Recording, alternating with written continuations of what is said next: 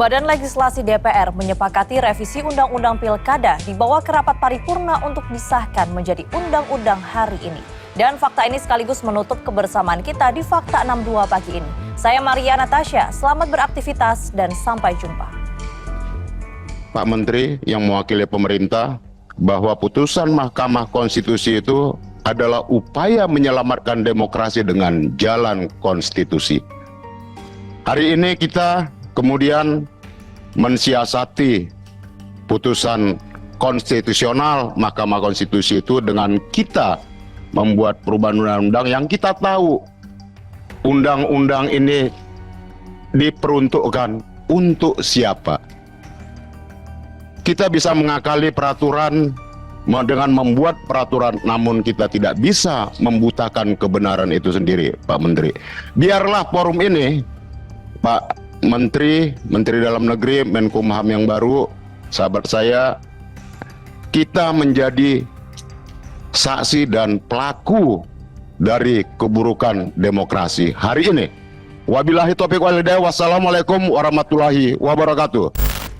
Itulah reaksi politisi PDI Perjuangan usai 8 fraksi di DPR menyatakan setuju dengan revisi Undang-Undang Pilkada yang menganulir putusan Mahkamah Konstitusi terkait syarat ambang batas pencalonan hingga syarat usia calon kepala daerah. Hanya fraksi PDIP yang tegas menolak dan meminta nota keberatan pada rapat paripurna nanti. Apabila pembahasan rancangan Undang-Undang Pilkada menegaskan keputusan MK nomor 60 dan 70.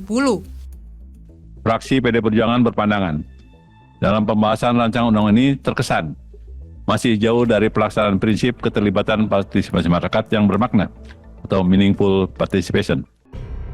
Terdapat sejumlah perubahan dalam rancangan Undang-Undang Pilkada ini. Pertama, balik mengakali putusan MK yang melonggarkan ambang batas threshold pencalonan kepala daerah untuk semua partai politik peserta pemilu. Balik mengakalinya dengan membuat pelonggaran threshold hanya berlaku buat partai politik yang tak punya kursi DPRD. Keputusan hari ini bagaikan angin segar demokrasi yang berhembus dari gedung DPR. Proses penyusunan hingga pengesahan berlangsung dengan memenuhi prinsip-prinsip demokrasi. Baik partai politik peraih kursi DPRD maupun partai politik yang belum memiliki kursi di DPRD sama-sama berhak mengajukan calon kepada kepala daerah dengan pengaturan masing-masing.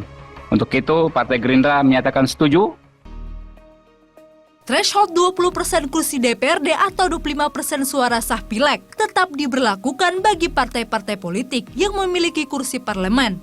Dengan aturan ini, PDIP tetap tak bisa mengusung calon di Jakarta karena partai lain sudah bersatu dalam koalisi Indonesia Maju Plus, mengusung Ridwan Kamil Suswono. Lalu soal usia calon kepala daerah, balik tetap berpegang pada putusan Mahkamah Agung, bahwa usia dihitung saat pelantikan, bukan saat penetapan calon sebagaimana yang ditetapkan MK. Dengan aturan ini, maka putra Presiden Jokowi, Kaisang Pangarep, yang belum genap berusia 30 tahun, tetap memenuhi syarat untuk maju dalam Pilkada Jawa Tengah. Rabu sore, Badan Legislasi DPR menyepakati revisi Undang-Undang Pilkada untuk dibawa ke rapat paripurna dan disahkan menjadi undang-undang. Pengambilan keputusan tersebut dihadiri langsung perwakilan pemerintah, antara lain Menkumham Supratman Andi Aktas dan Mendagri Tito Karnavian. Tim Liputan melaporkan untuk NET.